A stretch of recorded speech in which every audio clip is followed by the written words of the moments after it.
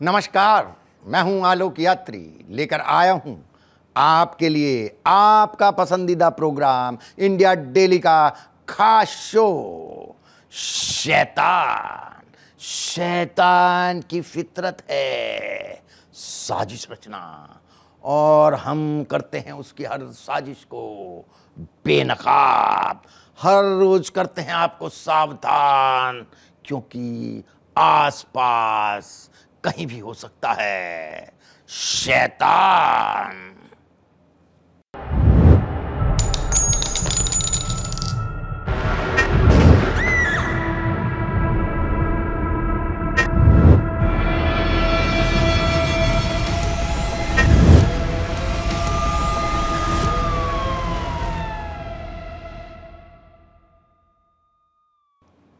छब्बीस जनवरी को ओवरब्रिज के नीचे नाले में मिला एक शव। शख्स की चाकू से गोद कर की गई थी हत्या। शैतानों ने सबूत छिपाने के लिए रची थी बड़ी साजिश।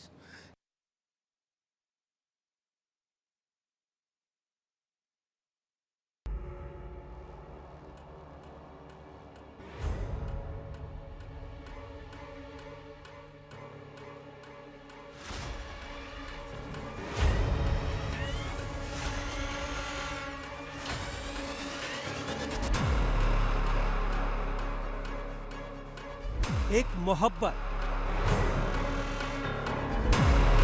और उस मोहब्बत के परवान चढ़ते ही सिर पर चढ़कर बोलता जुनून, और इस जुनून में पलता बदले और साजिश का वो फलसफा जो किसी और पर नहीं अपने पर ही भारी पड़ा।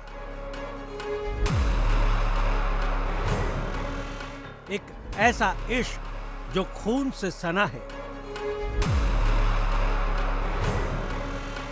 खून भी किसी गैर का नहीं बल्कि उसका जिसके साथ साथ फेरे लिए, जीने मरने की कस्में खाई, लेकिन जब निभाने का दौर आया तो खुद ही पहले दगा दिया, फिर अपने साथी के साथ लिख दी उसके हिस्से में मौत। इश्क, कत्ल और गुनाह की ये कहानी है झारखंड के सरायकेला खरसावां की, जिसमें कातिल किरदार कोई और नहीं बल्कि पत्नी है।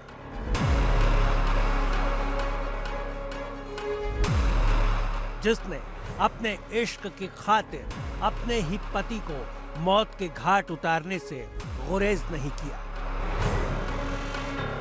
क्योंकि वो पति ही था जिसके रहते उसका इश्क मुकम्मल नहीं हो सकता था, अंजाम नहीं पहुंच सकता था। भाटिया बस्ती इलाके में ओवरब्रिज के नीचे मिले शव की गुत्थी पुलिस को सुलझाने में 24 घंटे भी नहीं लगे। जिस हालत में यहां पुलिस को शव मिला था, उससे पुलिस को कोई शक नहीं था कि ये वारदात कत्ल की है। बस बारी थी तो कत्ल के पीछे वजह और कातिलों तक पहुंचने की। अब आपको सिलसिलेवार ढंग से बताते हैं कत्ल की इस पूरी वारदात का सच। दरअसल 26 जनवरी को पुलिस को भाटिया बस्ती इलाके के नाले के पास से शव मिला। शव पर चाकुओं के वार के निशान थे। इस मामले की जांच के लिए एसपी सरायकेला खरसावां ने एसडीपीओ सरायकेला की अगुवाई में टीम बनाई। टीम ने जांच शुरू की तो पता चला कि ये शव प्लास्टिक प्रीमियम कंपनी में काम करने वाले रतन गोराई का है। शव की शिनाख्त के बाद पुलिस के सामने सबसे बड़ा सवाल था कि आखिर हत्या किस वजह से की गई। पुलिस ने अपनी पड़ताल को आगे बढ़ाया और इसके बाद जो सच सामने आया उसने पुलिस को भी चौंका दिया। असल में पुलिस की पड़ताल जब आगे बढ़ी तो रतन गोराई की पत्नी मेनका गोराई के इश्क की परतें उधड़नी शुरू हो गई। जांच में पता चला कि मेनका के राजू डे नाम के शख्स के साथ संबंध है। दोनों एक दूसरे से मोहब्बत करते हैं, जिसकी भनक रतन गोराई को भी रही और वो दोनों के संबंधों का विरोध करता रहा। रतन की पत्नी मेनका इश्क में इस कदर डूब चुकी थी कि उसे अपने पति का साथ चुभने लगा था। वो अपने पति को लगातार अपने रास्ते से हटाने की कोशिशों में लगी थी।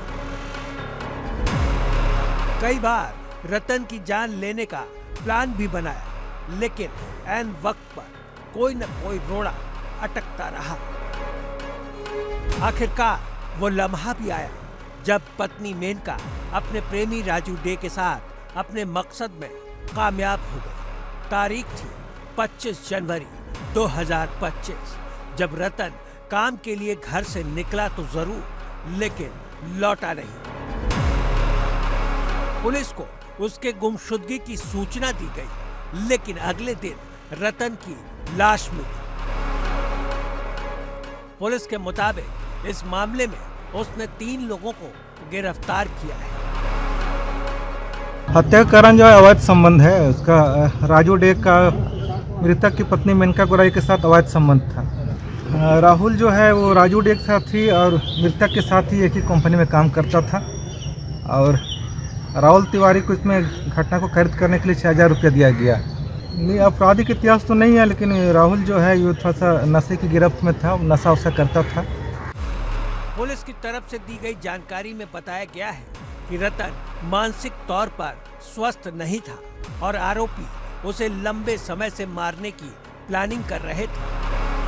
पुलिस ने आरोपियों के पास से हत्या में इस्तेमाल सामान, जिसमें चाकू, गला घोंटने के लिए गमछा, शराब की बोतलें, बाइक और दूसरे सामान भी बरामद किए हैं। ड्यूटी से लौटने के दौरान उसकी किसी द्वारा हत्या कर दी गई थी और इसमें पुलिस ने एक त्वरित कार्रवाई करते हुए उनकी पत्नी मेनका गोराई, राजू डे और राहुल तिवारी उर्फ गोलू, तीनों को गिरफ्तार कर लिया है। और कांड में जो प्रयोग किया गया था चाकू खुपरी, उसको भी बरामद किया है। और इसमें विभिन्न कंपनी का 2 मोबाइल और 3 मोबाइल और घटना में प्रयुक्त हीरो होंडा स्प्लेंडर मोटरसाइकिल और घटनास्थल से 6 बियर का केन और एक भगवा रंग का गमछा बरामद किया। पुलिस अब इस मामले में दूसरे संदिग्धों को भी तलाश रही है। उसे लगता है कि घटना में अन्य लोग भी शामिल हो सकते हैं। बहरहाल रिश्तों के इस घिनौने सच से एक बात तो साफ हो गई है कि इश्क और मोहब्बत, जिसे दुनिया का सबसे खूबसूरत एहसास माना जाता है, जब वो जुनून और जिद में बदल जाता है तो फिर इंसान को कहीं का नहीं छोड़ता और तब इंसान बन जाता है शैतान। Bureau report, India daily. 26/11 हमले के मास्टरमाइंड को मिलेगी सबसे बड़ी सजा। तैमूर राणा अब तिहाड़ जेल में सड़ेगा, जिसके लिए कर ली गई है पूरी तैयारी। मुंबई हमले का गुनहगार अब भारत आएगा। NIA के DIG, IG लेवल के अधिकारी जाने वाले हैं अमेरिका। आतंक के शैतान को सबसे बड़ी सजा देने का प्लान बन चुका है।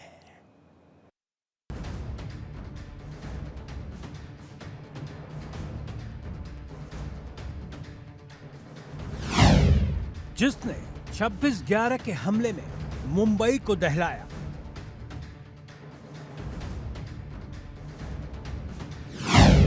जिसने देश के सिक्योरिटी सिस्टम को हिलाया,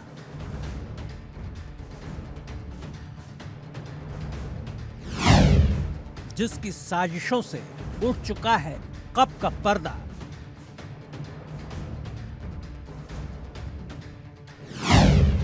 हिंदुस्तान के दुश्मन का खत्म हो चुका है खेल।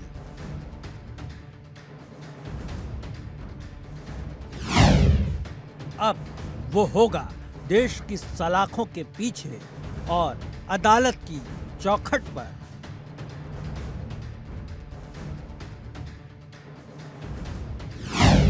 उसके हर जुर्म का होगा अब बारीक हिसाब। वो कोई मामूली गुनहगार नहीं, उसने कोई एक कत्ल नहीं किया है, न ही उसने किसी शख्स, परिवार या शहर में दहशत फैलाई है। उसने एक देश के खिलाफ साजिश रची, उसको अमली जामा पहनाया, नरसंहार में शामिल रहा और फिर हिंदुस्तान का मखौल उड़ाने की कोशिश की।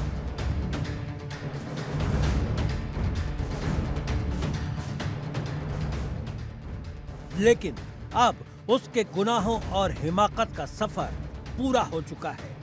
देश के खिलाफ साजिश का ये कोई और चेहरा नहीं, बल्कि आतंकी तहव्वुर राणा है, जिसके भारत आने का रास्ता साफ हो चुका है। यकीनन जिस दिन राणा की हिंदुस्तान वापसी मुकम्मल हुई, उस दिन से उसके गुनाहों का हिसाब शुरू होगा, क्योंकि ये वो शैतान है जिसने हिंदुस्तान की अस्मत पर पहले वार किया, फिर उसे तार तार किया। बावजूद इसके अपने आप को बचाने की मुमकिन कोशिशें करता रहा। सूत्रों की माने तो एनआईए की टीम तहव्वुर राणा की वापसी के लिए जल्द ही अमेरिका जा सकती है। हिंदुस्तान को ये उम्मीद अमेरिकी सुप्रीम कोर्ट के फैसले के बाद जगी है, जिससे उसके प्रत्यर्पण का रास्ता साफ हो गया है। एनआईए अमेरिकी एजेंसियों के संपर्क में लगातार है। यकीनन अमेरिकी अदालत का यह फैसला हिंदुस्तान की हसरतों का एक ऐसा तोहफा है जिसमें वो लंबे अरसे से इस शैतान को सौंपे जाने का इंतजार करता आ रहा है। यही वजह है कि भारत राणा के प्रत्यर्पण की प्रक्रिया को और तेज करने में जुट चुका है।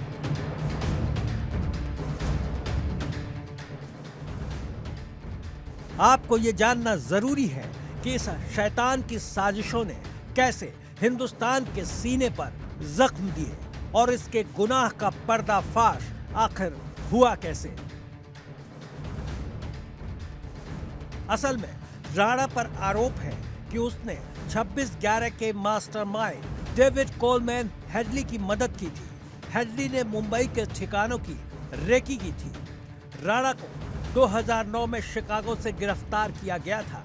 तहव्वुर राणा पर आईएसआई और लश्कर-ए-तैयब से जुड़े होने के आरोप हैं। उसे मुंबई हमले के 1 साल बाद एफबीआई ने पाकिस्तान समर्थित नेटवर्क का हिस्सा होने के आरोप में दबोचा था। सबसे बड़ी बात, भारत ने भी इस आतंकी के खिलाफ अमेरिकी अदालत में सबूत पेश किए, जिसे कोर्ट ने कबूल किया। साथ ही ये भी कहा कि इसे दोनों देश के बीच समझौते के तहत भारत को सौंपने में समस्या नहीं है। आतंकी तहव्वुर राणा पाकिस्तानी सेना में डॉक्टर रह चुका है। बात की जाए अगर तहव्वुर राणा की, तो तहव्वुर राणा को मुंबई आतंकी हमले की पूरी जानकारी थी। साल 2009 में तहव्वुर राणा को अमेरिका में आतंकी साजिश रचने के आरोप में गिरफ्तार किया गया था। फिलहाल भारत तहव्वुर राणा को प्रत्यार्पण के जरिए भारत लाने की तैयारियों में जुटा हुआ है। तहव्वुर पर सिर्फ हिंदुस्तान के खिलाफ साजिश रचने या अमन में खलल का गुनहगार नहीं माना गया है, बल्कि उसे आतंकी संगठनों की मदद करने और डेनमार्क में हुए आतंकी हमलों को अंजाम देने का भी दोषी माना गया है। इतना ही नहीं, अमेरिकी अदालत ने यह भी माना कि मुंबई हमले का गुनहगार भले ही राणा न हो, लेकिन उस हमले की साजिशों का हिस्सेदार जरूर रहा है। पाकिस्तान में जन्मे, फौज की मेडिकल कॉलेज में डॉक्टर की पढ़ाई करने वाले तहव्वुर राणा ने 10 साल तक पाकिस्तान की फौज में खिदमत भी की है। हालांकि उसने जिंदगी में खुद की खुशहाली और तरक्की का रास्ता चुनने की बजाय दहशतगर्दी का रास्ता चुना